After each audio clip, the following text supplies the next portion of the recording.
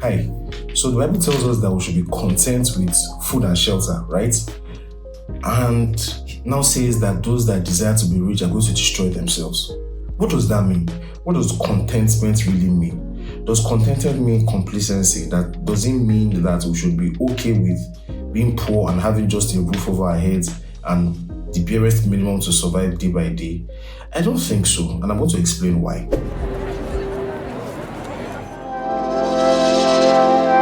So, Apostle Paul tells Timothy that we should be content with just food and shelter. Those that desire to be rich are going to destroy themselves, and the love of money is the root of all evil. And so, if you take those words seriously, if you really take scripture seriously, it sounds like he's saying that you should just be okay with the barest minimum.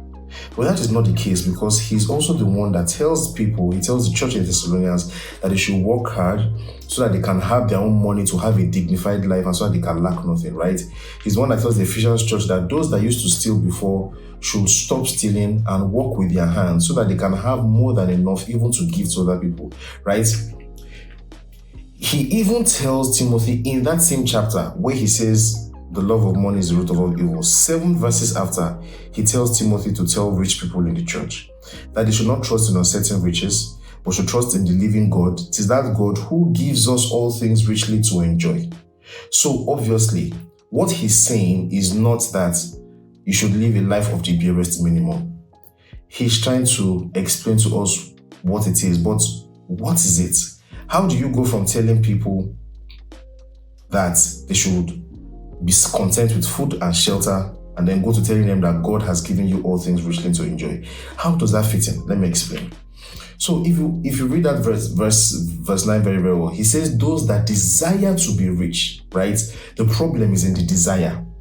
What kind of desire? What defines that desire? In verse 10, he now says, the love of money is the root of all kinds of evil, which has made a lot of people to stray from the faith and cause them to enter into perdition. So he's talking about the desire, and the qualification of that desire is the desire that has the love of money as the root of all evil. That is the problem. What does that mean? Let me just break it down because we don't have much time. Someone who loves money, someone who desires to be rich, is someone who has put money as the ultimate. They have put money as the ultimate standard by which they judge their lives. And so that means that they judge people around them and their own selves. They judge the value of people around them and their own selves by the amount of money that they make. Money is the ultimate for such people, and so every other thing is subordinate. Even God, family, every other thing is subordinate. Money has become the end, and every other thing becomes a means to that end, which is money. Once a man has that way of thinking, what will happen is that such a man will continually make decisions that puts money as the essence of things and puts every other thing as dispensable.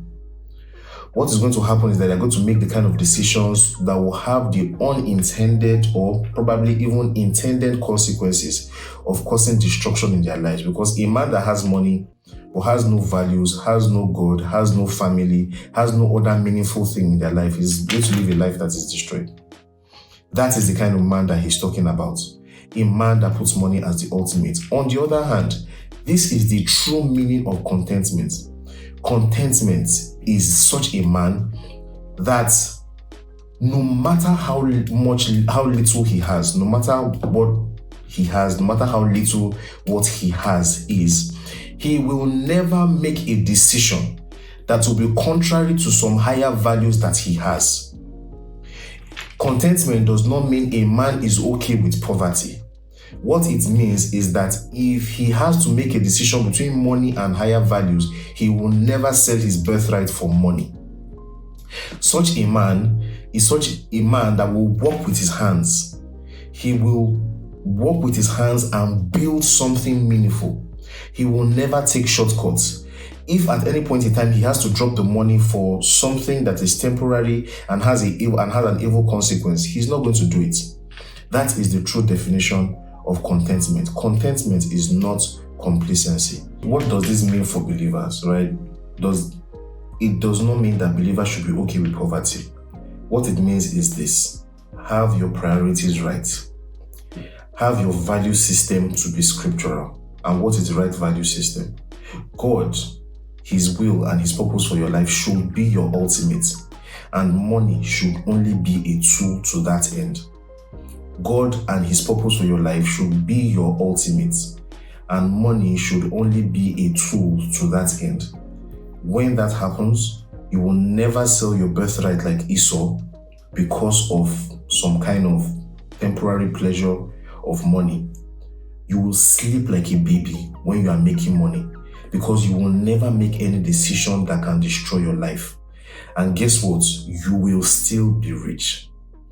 Because the sure way, the only way to become rich is by working with a skill that you have.